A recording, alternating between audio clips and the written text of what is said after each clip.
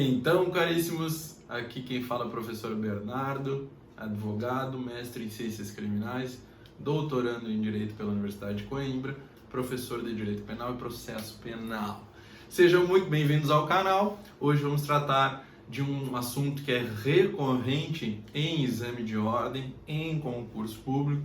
Vamos abordar a teoria geral da prova. Então hoje trataremos, caríssimos, da introdução à teoria geral da prova.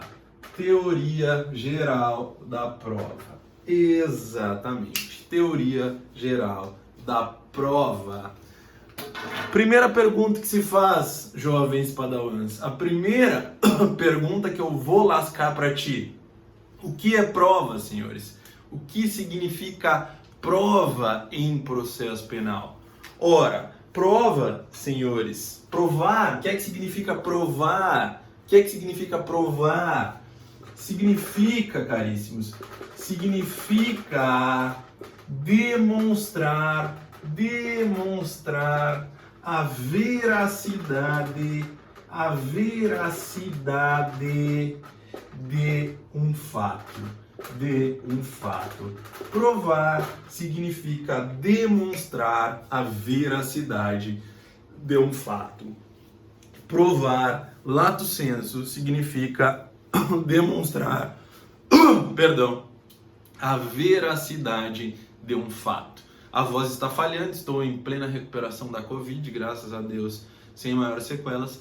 Entretanto, ainda um pouco ofegante, uma certa limitação da capacidade respiratória, mas vamos prosseguir com as nossas dicas, certo? Provar significa demonstrar a veracidade de determinado fato. O professor Renato Brasileiro vai nos dizer que provar significa demonstrar a veracidade de determinado enunciado em relação a um fato no âmbito do processo, certo? Se quiserem anotar, senhores, segundo o professor Renato Brasileiro, provar significa demonstrar a verdade de um enunciado sobre um fato supostamente ocorrido no mundo real. Provar significa demonstrar a veracidade de determinado enunciado a respeito de um fato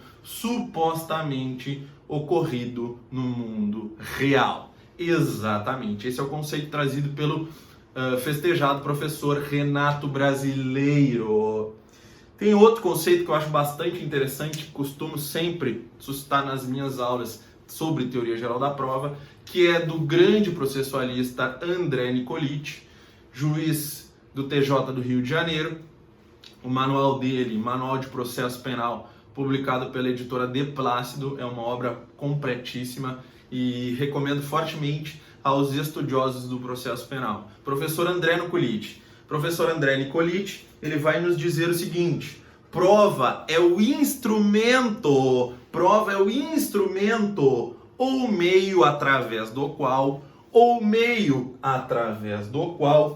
as partes, portanto a prova é de iniciativa das partes, por meio do qual as partes pretendem formar, derrubei o pincel, animal, pretendem formar a convicção do julgador.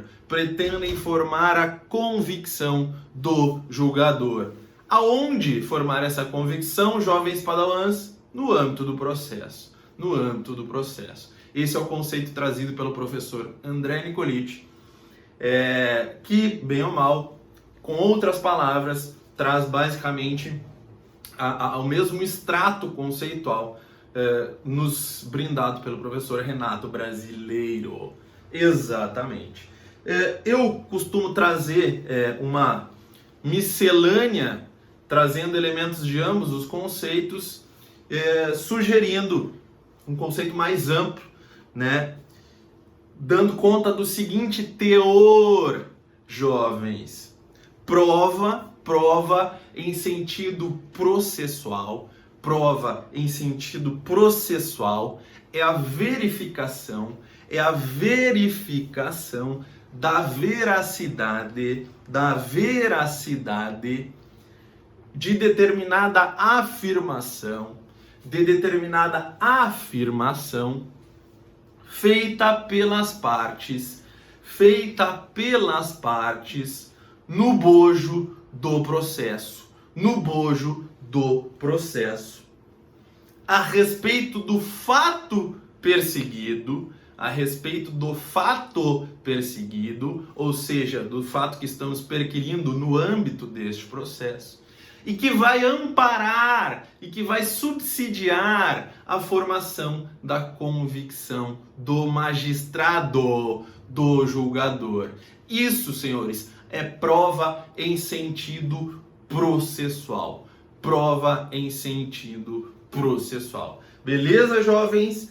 Tranquilo? Entendido o conceito de prova? Certamente que sim, como excelentes alunos que são. Vamos adiante. Bom, gente, quando a gente está trabalhando a ideia de prova em processo penal, sobretudo enfrentando a teoria geral da prova, é preciso que nós abordemos dois sentidos da prova, dois vieses da prova em processo penal. Vamos lá. Primeiro deles, senhores, a prova como ato probatório. Prova como ato probatório. Exatamente. A prova enquanto ato probatório. Realmente o fôlego falta, mas não podemos desistir. Temos que insistir. O que é a prova enquanto ato probatório, senhores? Também chamado na doutrina americana de right to evidence.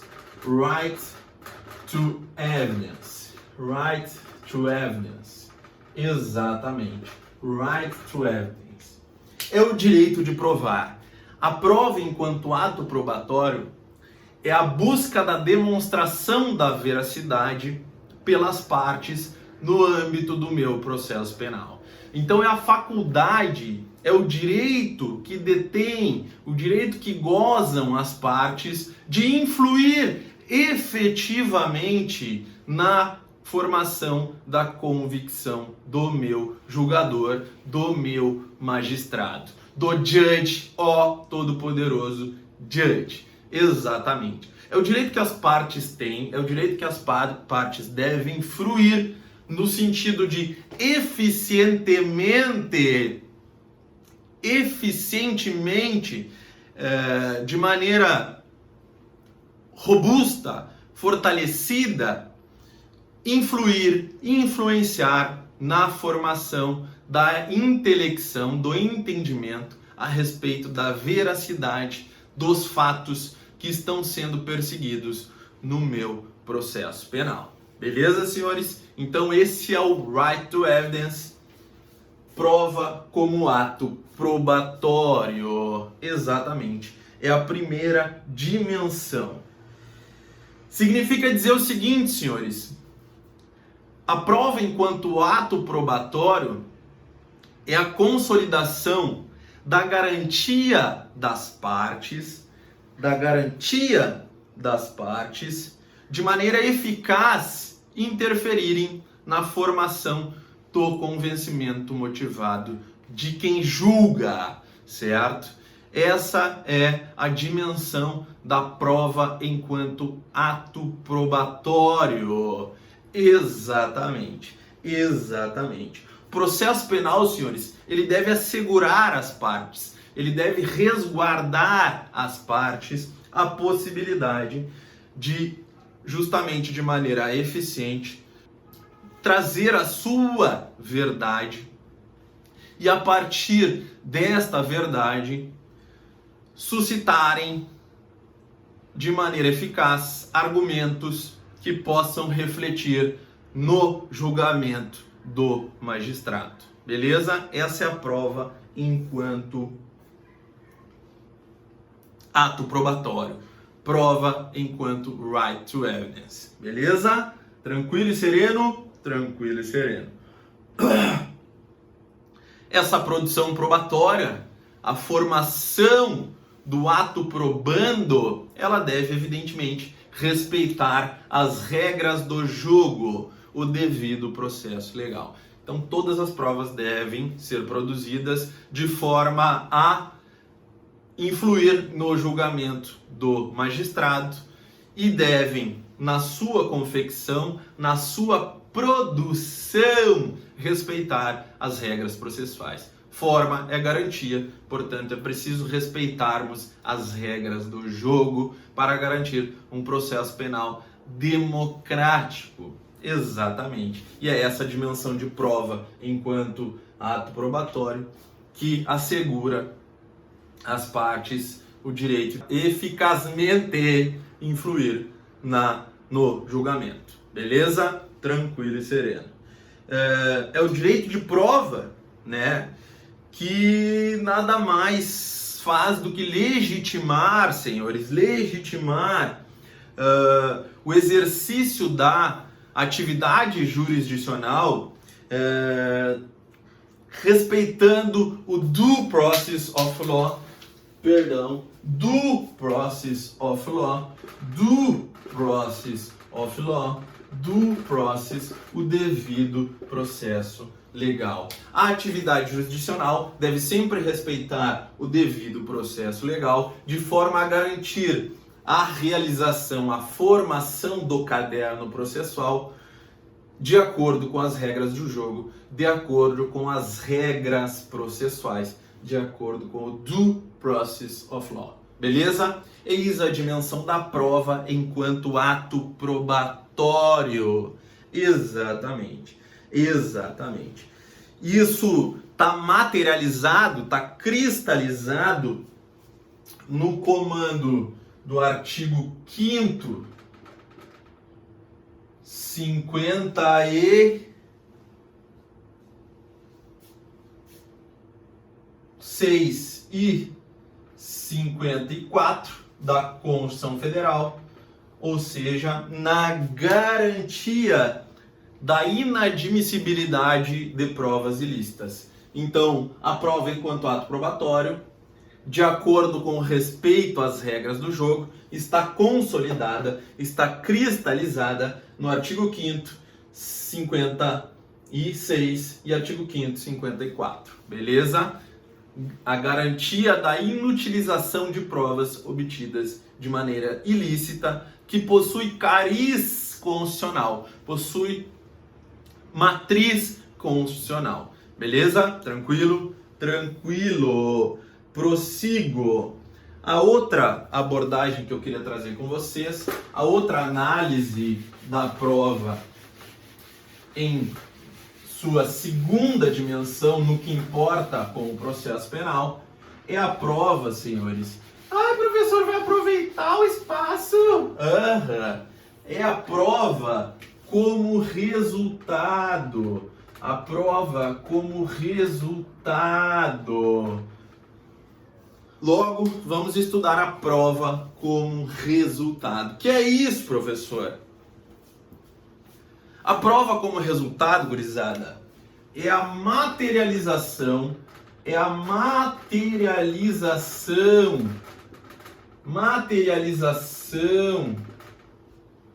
da convicção do julgador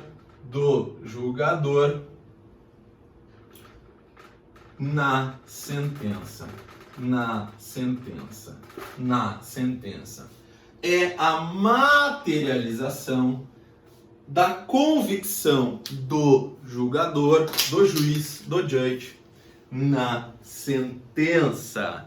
Ele vai trazer a sua apreciação jurisdicional em relação a determinado fato que está sendo perquirido, com base nas provas que foram produzidas pelas partes, e isso vai restar solidificado, sedimentado na sentença.